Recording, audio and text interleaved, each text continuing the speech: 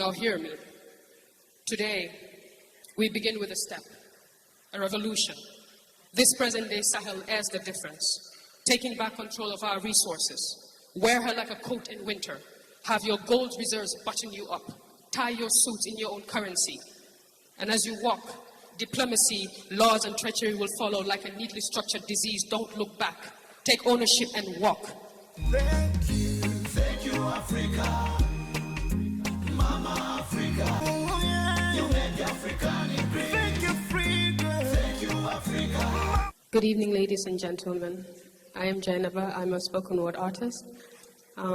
It's a pleasure to be here, and a huge congratulations to each and every one of you for how far you've come. The piece I'll be reciting today is a letter to the children of Sahel. Have you met her? The Sahel. She carries weight, walks with grace, possesses power, homes the most beautiful people. On her shoulders rest her nations, on her lands her minerals. She is beautiful, she is strong, confident, rich and smart. She wouldn't let the chaos fill her mind. She reminds us, as I read this letter, to keep her safe, that nothing in this world would break us, that she stands firm to rise beyond borders, to rise beyond enemy lines, to remain and unbroken, to remember that her land keeps memories, sad and happy ones. But she implores us to fight and never back down. There is hope to healing, strength, prayers. This is for you. Regardless of shackles, regardless of truths, regardless of lies, regardless of people, this letter is for you. They are children of Sahel. There are many versions of this story, told by many preachers, sculptors, poets. This author will speak.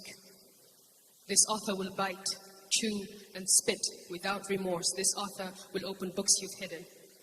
She will speak of the past, of men and many others before, a place, a region, a continent, a people unified in ambition, integrity, where the soil understood the language of spades.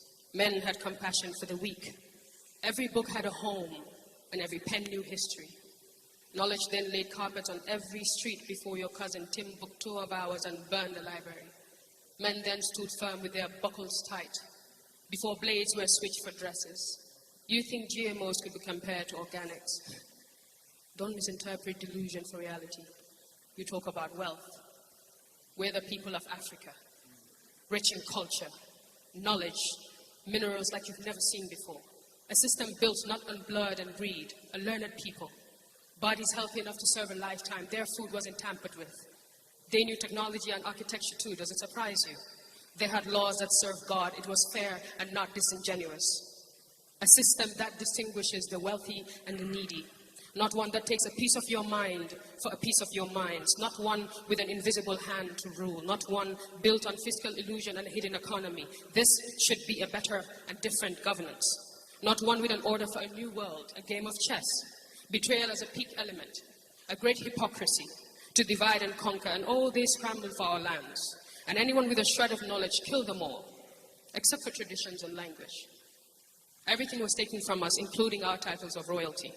Now what happens when you strip a people of their history and patch up a new one? Establish a hollow wood to project a Hollywood story, a perfect indoctrination. Introduce human rights right after their genocide, the cover-up. But what is a crown without an honest king? What is a throne without its people? What is vision without reality? What is knowledge without a past? What is advancement without us, without God? What is truth? I'll tell you. Truth is the man executed for being honest. Truth is a child manipulative to believe he's of a different gender. Truth is a man who creates a problem, offers a solution, then seeks for a bonus. Truth is a man who creates a problem. Truth is a facade of independence, the ownership of 90% of our resources. Truth is the fight, blood for the 10% we so own. Truth is the system rigged to suit a few ties and bows and economic terrorism. Truth fights. Truth governs. Fights in truth for truth. Lies lie still. Dressed in political gowns, legislative watches, and leather government shoes, convincing us that subservience is right and exploitation is growth. Lies create middlemen to pursue an agenda. I see lies as a bowl of poison, decorated with ugly power. I see lies as an intrusive thought, hell-bent on punishing my thoughts for thinking right thoughts. I see lies as a soldier, working against my mind to dig out God's words in exchange for sinning contracts. Lies aren't always a beautiful picture with sparkles and pearls hanging by your bedroom door. Lies are also a prison you do not know of. They said our freedom cost too much, but they couldn't afford it. They also said they could be our light. Well, how could they possibly protect us when they hide in the dark? These lies. Listen, how much poison do we take until we can't anymore? What stories are we going to choose to tell? What's our narrative? Our path? Do we tend to live in and for the box like democracy, a beautiful sin? We can't speak the same language because my tongue is tied to the bruises of our past. We need an amendment. The shackles of this prison and the foreseen doom of our future. Like a retired body language, I am tired of reading their rules. How are you going to teach me leadership skills when your pillars are broken? How are you going to teach me rights when you can't right the wrongs? When you right the wrongs? When you right the wrongs? God made us locks impenetrable. He made us shadows to walk on all sides but never against us. Take a look at the mirror and tell me you are not beautiful. Understand you're worth more than pricing. Understand. Tell me God made a mistake. And I swear on my life I will look away walking. I won't try to show you how perfectly fitting our Sahel pieces patch their ceilings. You don't need a traveler's guide. You're a map of beauty and riches. Look closely. Like soldier mannequins, find and fight for your people. Like a man and his skin. Like a man and his kin. Our way of life is preserved. For without purpose, problems punish people possessed through pleasing. Now hear me. Today, we begin with a step, a revolution. This present-day Sahel airs the difference, taking back control of our resources. Wear her like a coat in winter. Have your gold reserves button you up. Tie your suits in your own currency. And as you walk, diplomacy, laws, and treachery will follow like a neatly structured disease. Don't look back. Take ownership and walk. Brush off those dusty loans. Pay it all back. No more strings. Cleanse your nation off of impurities and unite with better governance. Rebuild, rewrite, and own it. Yours truly, Sahel. Thank you, Africa.